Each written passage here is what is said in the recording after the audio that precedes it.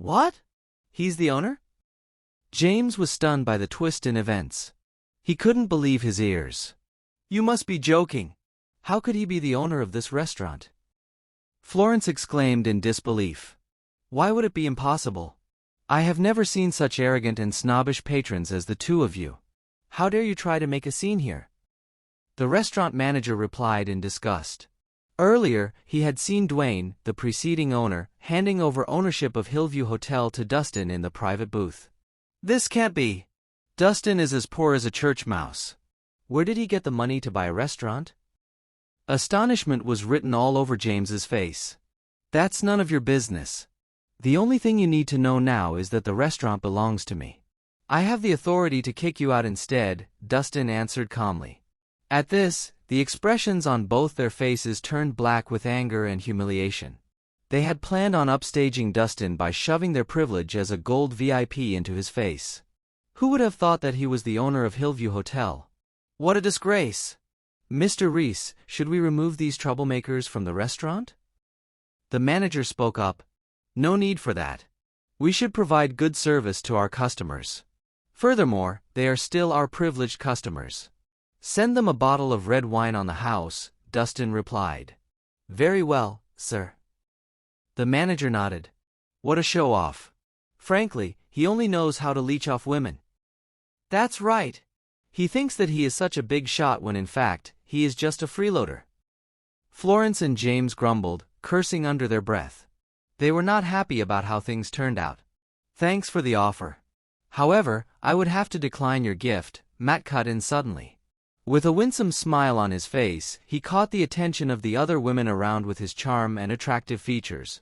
Florence took this opportunity to boast. Dustin! For your information, Matt is an overseas graduate. Not only is he from an elite family, but he is also extremely talented. He is better than you by leaps and bounds. Precisely. With your measly net worth, you don't even deserve to be his slave. James chimed in. The humiliation they faced just now was instantly forgotten with the support of Matt. What was the big deal? Dustin was only the owner of a restaurant. Moreover, it was not from his labor. In comparison to Matt's noble background, he was nothing. Florence, you were too kind. I was just lucky. Matt brushed her praises off lightly. However, there was a cocky smile on his face. Look at that. See how courteous and gentlemanly he is. Between you and him, it's like night and day. Florence declared, gushing over Matt. By now, Dustin was done. Turning to leave, he replied calmly, Please enjoy your time here. Excuse me as I have other obligations. Wait a minute. Dahlia caught up to him. Is this restaurant really yours? Where did you get so much money from? I don't have any money. The restaurant's a gift from a friend, Dustin answered. A friend? Don't tell me it's Natasha? Dahlia continued with a frown on her face. You don't need to know who it is. Instead, spend that energy on catching up with Matt over some wine. Isn't he your beloved senior? Dustin huffed before striding away. You!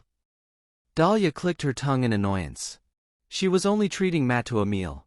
Furthermore, her brother and mother were present. Why was he being such a prick? Where was his gentlemanliness? Returning to the private booth, Dustin seemed a little down. He couldn't help but feel frustrated when he saw Dahlia and Matt standing side by side. Matt had the looks and the background.